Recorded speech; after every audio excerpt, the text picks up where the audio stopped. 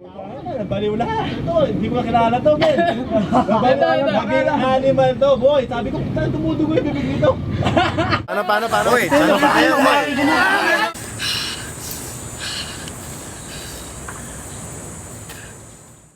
Guys, para sa akin, champion na kayo, men.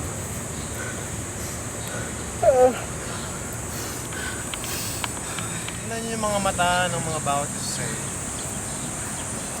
Kasi ako proud na proud ako sa inyong lahat. Sa inyong lahat, men. Wala akong favorite. Walang pinaka-best, walang pinaka-least na ayoko. Gusto mo sabihin na kung ano yung pinakita nyo sa akin ngayong araw na to, sobrang nagpapasalamat ako sa inyo. Girls, hindi kayo nagpatalo, men. Okay? Both. Chabs, even Aiza next to you. Woo! Mainit pa ulo, pero good job talaga sa atin. Boy, ikaw din. Hindi ka naman nagpatalo eh. Nakita ko guys, sobrang gusto nyo siya lahat. Alam niyo yung last moment dito, pinapastop ko na kayo. Alam niyo kung bakit? Kasi nasa inyo na yung championship title. Hindi na kailangan punitin ni Kuya Ned. Yun na eh, alam niyo yung ginawa nyo? Ayaw niyo masaktan yung kasama nyo. Pero, hindi niyo binibatawan yung trophy. Pero inaalagaan niyo, matatapakan niya siya, nagdudugo na siya, ingat lang sa kanya. Alam niyo kung gaano kalalim yun, guys? Alam niyo ba kung gaano kalalim yun? Sa akin lang. Para alam niyo lang. Sobrang, hindi pa ako nakakita ng gano'n. Hindi pa ako nakaka-witness ng ganito. Malupit yung mga nangyari kahapon. Last year, 2 years past. Pero yung nakita ko ngayon sa inyo, guys. If you guys continue every day, yung mentality nyo, hindi yung physical ha. Physical kaya yun eh. Kasi utak nyo, ganun. Sa labas, sa loob ng studio, sa labas, kahit saan. Sa mga tropa, sa dance community, sa industriya, sa TV. Kung ganun yung personality nyo, guys, saludo ako sa inyo. Hindi ko ma-imagine na hanggang sa huli makakasama ko itong mga to na walang nagda-drop.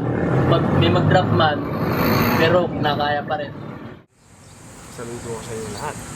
Boy, Aiza, Saba Roots, Ken Jans.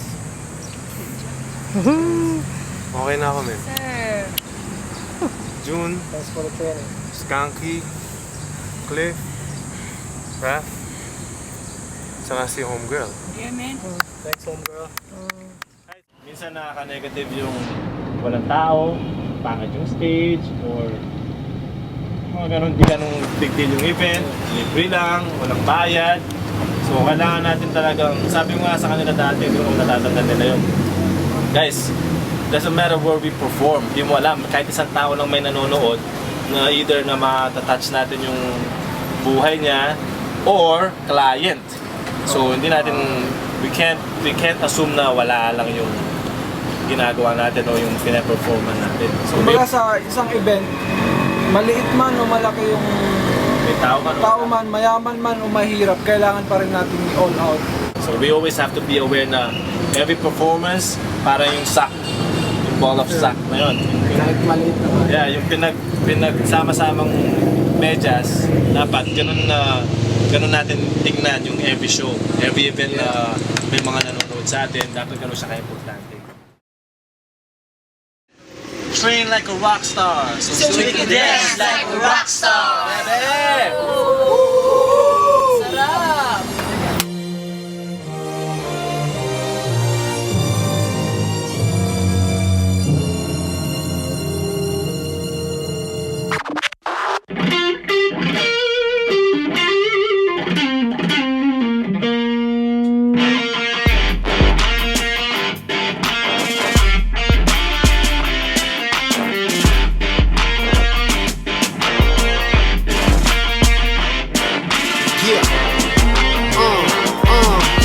Dance like a rock star.